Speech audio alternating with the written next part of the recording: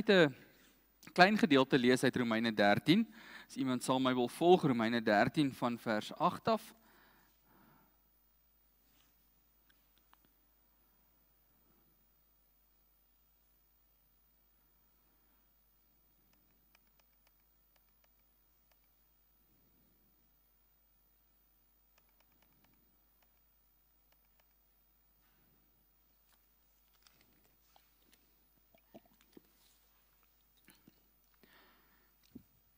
Romeine 13 van vers 8 af leer die Here vir ons die volgende: Wees aan niemand iets verskuldig nie, behalwe die verpligting om mekaar lief te hê.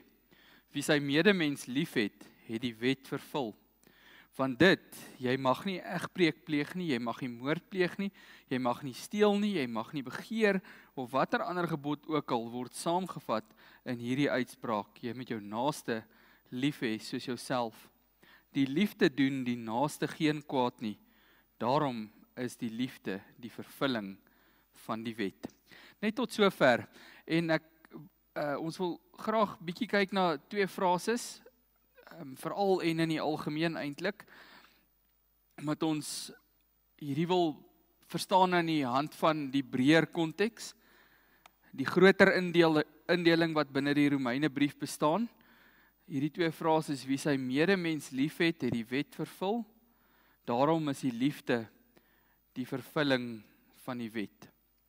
So ek weet nou nie hoe julle voel nie, maar deesdae voel dit vir my, daar kom nou 'n reël vir alles. Alles in die samelewing het so baie reëls dat 'n ou nie meer kan kophou van al die reëls nie. As ons weer hoor, dan word die kerkkantoor gekonfronteer met Popia, Health and Safety. En nou is ek 'n Health and Safety direkteur van die kerk ook pas. Ek het daai module gemis op universiteit. Elke 3 maande moet ek nou Health and Safety vergaderings bywoon, afteken op notules en seker maak my span doen hulle werk. Soveel reëls in ons lewe. Dan kry ons nog reëls en wette, veral in 'n land wat soos waarin ons woon, wat vir my 'n wonderlike land is, maar reëls en wette wat drakonies geskryf is of wat sekere groepe teiken, reëls wat nie in alle gevalle goeie reëls is om te maak nie. So ons kan dink dat mense nogal bietjie moeg raak vir die reëlmatigheid van die lewe. Want net as jy dink jy het bietjie vryheid, dan is daar nog 'n reël wat jou beperk in verskillende dinge wat jy kan doen en mag doen en hoe jy dit doen en hoe jy dit nie moet doen nie. Wat verder 'n ou nogal oor reëls opwerk, is die reëlbrekers in ons midde. Ek hoef nie vir julle baie te vertel oor reëlbrekers nie, ek kan jou net uitnooi om 5 minute deur Benoni te gaan ry. Ons sien mense wat sonder skuld of skaamte padreëls breek en somme 'n klomp verskillende reëls oor ons land se wette nie nakom nie. So reëls is nou maar net so dat dit in die moderne konteks vir die mens ook 'n element van 'n negatiewe konnotasie het. Dat dit nie altyd lekker is, al hierdie reëls. En van hulle is baie goed vir ons, soos die Health and Safety wat ons by die kerk moet doen, is goed vir ons. Maar daar kom so 'n bietjie van 'n reël stigma en 'n negativiteit. Kom ons voor die Bybel as gelowiges en ons maak dit oop en ons lees dit dalk oppervlakkig of op 'n verkeerde manier, dan sien ons in die Bybel ook klomp magnies en moenies en jy moet daai en jy moenie hierdie nie en doen hierdie so en doen dit so. En ek dink as iemand nie mooi verstaan wat die bedoeling is van reëls in die Bybel of wette en van waarof dit kom nie, kan 'n ou nogal voel, ag nee, nie nog reëls nie. Kan ek nie by die kerk bietjie vry wees nie? Kan ek nie hier waar ek die Here dien my vryheid uitleef, want ek word met so baie reëls by die werk en oral waar ek kom gebombardeer. Maar die Here leer ook vir ons, moenie julle vryheid gebruik as 'n dekmantel om kwaad te doen nie, maar gebruik dit om God te dien. So kom ons kyk bietjie na wat is God se reëls en hoe moet ons dit interpreteer, maar meer hoe moet ons dit aanvaar en ervaar? Hoe moet ons gedagtes daarop instel? As ons na die Romeine boek kyk, daai prentjie daar gaan jy nie kop of stert uitmaak nie, maar is Bible Project se opdeling van die boek en jy kan gerus daarna gaan kyk, is baie leersaam. Dan sien ons aan die begin van die Romeine boek dieselfde indeling as wat ons het in die Heidelbergse Katekismus. In 'n ouers katekismus in Sondag 1 vraag en antwoord 2, dan hoor ons daar wat is die 3 dinge wat jy moet weet om salig te lewe en sterwe. Dis hoe groot is my sonde en ellende, hoe word ek daarvan verlos en hoe moet ek dankbaar gaan leef? Nou hoofstuk 1 tot 11 van Romeine gaan oor hoe groot is ons sonde en ellende en hoe word ons daarvan verlos? En dan van hoofstuk 12 tot aan die einde gaan dit oor die effek daarvan, oor hoe die Christen lewe na verlossing lyk. Die groot werk wat Jesus vir ons aan die kruis gedoen het, dis verby, dis gedoen, dis die realiteit nou, dit is ons realiteit, maar wat moet gebeur gebaseer op hierdie werk? So wat ons hier gelees het nou in Romeine 13 is deel van daai deel wat vir ons leer en inrig, wat moet gebeur na die kruis? As jy Jesus leer ken het, in geloof tot geloof, in bekering gekom het, en hy is jou redder, jou verlosser, en jy leef in hom, een met hom in liefde, wat gebeur in daardie lewe? En Jesus maak nuut, en hy leer in hierdie nuwe lewe, hoe om hierdie lewe te leef. Hoekom? Hy leer dit oor liefde. Dis interessant, dat as ons na Romeine 12 toe teruggaan, dan, ons gaan nou 'n bietjie meer daarna wys, dan skop die opdrag vir die nuwe lewe af met die liefde as motivering. Ons gaan nou daarby kom. Maar die algemeen kan ons sê, dat Romeine 1 tot 11 wys vir ons die liefde van God, deur die werk van Jesus. En dan Romeine 12 vers 16 wys vir ons die effek van daardie liefde, soos ons God en ons naaste lief het. Dis soos een van daai goed wat ons sê, cause en effect. As ons na die dankbaarheidslewe kyk, moet ons die dankbaarheidslewe verstaan as iets wat vloei uit 'n nuwe karakter of 'n nuwe identiteit wat die Here in my geskep het. Ek het dood gegaan en Jesus leef nou in my, maar in hierdie Jesus lewe moet ek groei. Nou stap ek hierdie pad. En dis waar Romeine 12 begin. Paulus sê vir ons in Romeine 5 vers 8, God bewys sy liefde vir ons daarin dat Christus vir ons gesterf het. So, die liefde motiveer die nuwe lewe. En Romeine 8 vers 39, niks kan ons van hierdie liefde van ons Here skei nie. So die liefde motiveer nie net hierdie nuwe lewe nie, dit hou hierdie nuwe lewe vas. En dan op grond of oproep gegrond op die liefde in Romeine 12 vers 1, 'n vers wat ons eintlik baie goed ken, die voorvers vir ons gemeente se vers wat sê, op grond van die groot ontferminge van God, gee julle liggame as lewende en heilige offers, wat vir God aanneemlik is. So wat sê dit? Omdat God vir jou lief is, en omdat jy hom in liefde navolg, daarom is jy iemand wat sê, ek wil my hele lewe in liefde aan hom offer. Om te lewe in liefde is om te lewe in die wet van die Here, die reëls van God, want liefde is die aanvoerder en die vervulling, ek het een geskiep, liefde is die vervulling van die wet. God het die wêreld so lief gehad, Johannes 3:16, dat hy sy seun gestuur het om ons te verlos. Die beweegrede, die motivering, opgesluit in God se eer en dat eer God toekom, vir die feit dat God sy seun stuur om ons te verlos, is God se liefde vir jou, wie hy uitgekies het. So, dan kom Jesus in daardie liefde en hy vervul die wet, deur sy lewe te gee as vlekkelose lam. Dan word hy gevra, maar hoe vervul ons dan hierdie wet?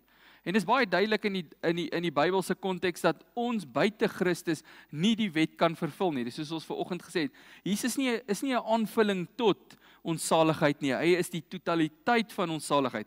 Ons nuwe lewe is oorgegee aan hom, dit lewe in hom. Maar dan sê Jesus, Matteus 22, as ek nou vir jou kan saamvat hoe hierdie lewe na die kruis lyk, dan is dit 'n lewe waar jy God en jou naaste lief het. So ons hoor die ding, liefde vervul die wet en oor liefde streef ons daarna om in Jesus in die vervulling van die wet te leef.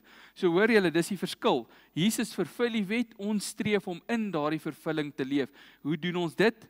Sê hierdie is God se reëls wat ek wil nakom oor my veranderde en nuwe identiteit. In liefde vervul hy die wet en vol van die Gees kan ons as disippels in hierdie liefde leef en in daardie vervulling leef en dit soek en baie belangrik, in dit groei. En waar jy nou is en waar jy môre gaan wees as jy 'n toegewyde volger is nie dieselfde plek of dieselfde vlak van liefde nie. As jy 'n toegewyde volger is, sal daai liefde ook groei in jou lewe en toeneem soos jy al hoe nader aan die Here beweeg. So kom ons vra hierdie vraag. Hoekom dan die reëls? Is dit nie genoeg dat ons met so baie reëls op elke plek waar ons kom gebombardeer nie? Die kernmanier van God se liefde vir ons wys, het ons nou net genoem. Hy stuur sy seun om ons te verlos. Maar vanuit daardie kern, as jy jouself kan voorstel, ek moes dit eintlik op die bord gesit het, vanuit daardie kern in die middel, die verlossing van Jesus, wat die grootste vergestalting van liefde in die geskiedenis van die mensdom is daar verskillende bene wat uit dit groei. Oor God se liefde is hy met ons genadig, versorg hy ons, onderhou hy ons, daar's verskillende bene, maar een van daardie bene, een van die maniere waarop God sy liefde vir jou prakties toon, is deur vir jou te vertel wat jy nie wil hoor nie. Deur vir jou nee te sê wanneer jy 'n ja soek. Deur vir jou 'n deur toe te maak wanneer jy die deur oop wou gehad het. Omdat Jesus die vrou lief gehad het wat op egbreek betrap is. Daarom het hy vir haar gesê, nou gaan jy en jy doen nie meer sonde nie. Nadat hy vir haar liefde en genade bewys het en haar uit die stof uit opgetel het, het hy vir haar gesê, ek gee jou 'n nuwe identiteit, gaan lewe anders. Omdat Jesus, soos ons vanoggend gehoor het, die ryk man lief gehad het, het hy vir hom gesê, gaan verkoop alles wat jy het en gee dit aan die armes. Ons het in daai teks gehoor vanoggend, Jesus het hom lief gekry en oor hom lief gekry het, het hy vir hom gesê, nou gaan jy en jy verkoop alles, want hy het gesien, hy het geïdentifiseer, dis die ding wat in daai man se pad staan om 'n liefdesverhouding met die Here en met sy naaste te hê. Gaan verkoop alles, omdat die Here hom lief gehad het, het vir hom iets gesê wat hom uiters baie teleurgestel het. Ons lees daar, hy het bedroef weggegaan. Ons sê partykeer, ag, ek is so bietjie af vandag, of ek is so bietjie ongelukkig. Wanneer laas was jy bedroef? Bedroef is 'n groef wat jy sukkel om uit te kom en jy ploeg 'n rukkie uit daai groef uit. Dis bedroef. Dis wat hulle gesê het met daai man gebeur het. Dit wat Jesus gesê het, het hom so teleurgestel dat hy daaroor gemor en top het, dalk vir dae, weke, dalk die res van sy lewe, miskien het hy tot bekering gekom later. Dan omdat Jesus die verlorenes liefgehad het, het hy in Johannes 8 vers 24 gesê, as julle nie glo dat dit ek is nie, sal julle in julle sonde sterwe. Jy sal doodgaan as jy nie glo dat ek die Here is nie. Omdat Jesus die kerk in Thyatira liefgehad het, het hy hulle gewaarsku, julle verdra daardie vrou Jesebel, Openbaring 2 vers 20, want my dienaars in seksuele onsedelikheid lei, en ek waarsku julle nou, draai terug, wie ore het moet luister, sê die Here, hy moet hoor, sê die Here. Omdat Jesus mense liefhet, so liefhet dat hy sy lewe kom gee, so liefhet dat selfs as hy gaan bid, Vader, dat hierdie beker by my verbygaan, hy opstaan en die beker gaan drink, wat ek en jy nooit hoef te drink nie. Jesus, omdat hy mense op so diep vlak liefhet, verkondig hy keer op keer, bekeer julle, want die koninkryk is naby. Verander jy vir my totaal, verander jy vir my heeltemal en radikaal, van die koninkryk is naby. En dit wat ek en jy goed moet verstaan, liefde klink nie altyd soos bevestiging nie. Die Engelse woord is eintlik beter hier. Liefde klink nie altyd soos affirmation nie. Dit klink partykeer soos regstelling. Maar dit ten opbou van mense wat die Here beskerm, versamel binne in sy oppaskudde en hy wil hulle veilig hou. Hou op of nee, is die woorde waarvan ons niks hoor nie. Nie nou nie of later. Wanneer jy hierdie woorde nou weer hoor, sommer elke liewe nee, of elke liewe ek beveel jou, of elke liewe ek roep jou, of elke liewe jy moenie dit nie, of jy sal nie dat nie. Elke keer wanneer God vir jou sondige natuur sê nee, kry hom lief. Elke keer wanneer jy die voorreg het om van God af te hoor nee, kry hom lief. Want God het jou so lief dat hy hom met jou bemoei. Hy het jou met sy hele hart lief, hy het jou lief genoeg om jou teen jouself op te pas. En daarom sê hy nee. Daar's geen groter, mooier liefde as die liefde van God wat vir ons deure toemaak, wat vir ons sondige natuur sê nee. Hy het jou lief genoeg om jou nader aan hom te bring, deur jou verder van die doodse dinge te trek. Dit is liefde. Dis vervulling van die wet. Dis wie ons God is. En dis hoe ek van nou af na sy nee sal luister. Kom ons bid saam. Almagtige God en Hemelse Vader, wat 'n wonderlike gawe dat U vir ons nee sê. Dat U ons beskerm teen die breekbaarheid van ons menslike natuur, teen die slinksheid van die duiwel, wat rondloop soos 'n brullende leeu op soek na gelowiges om te verslind. Dankie dat daar deure toe gaan. Dankie dat daar opdragte kom. Dankie dat daar reëls is. Dankie dat ons geloof ook reëlmatig is. Ons loof en ons prys U vir die liefde wat daar bestaan binne U wet. Daarom bid ons en pleit ons van U, dat U sal gee dat ons ore nie sal luister na nee, en dat ons uit sal gaan, en mense sal wees, wat reageer op U nees, wat U eer oor U ja's, en wat U naam groot maak, in die uitleef van al die magnies en moenies, en ook al die jy moet en jy gaan. Want ons wil U koninkryk bou, en Jesus ons Here, ons U diensknegte en onderdane, vir U eer van U naam. Ons loof en ons prys U vir hierdie waarheid, hierdie realiteit, hierdie vertroosting. Gee ons elkeen die krag om dit te doen in Jesus se naam. Amen.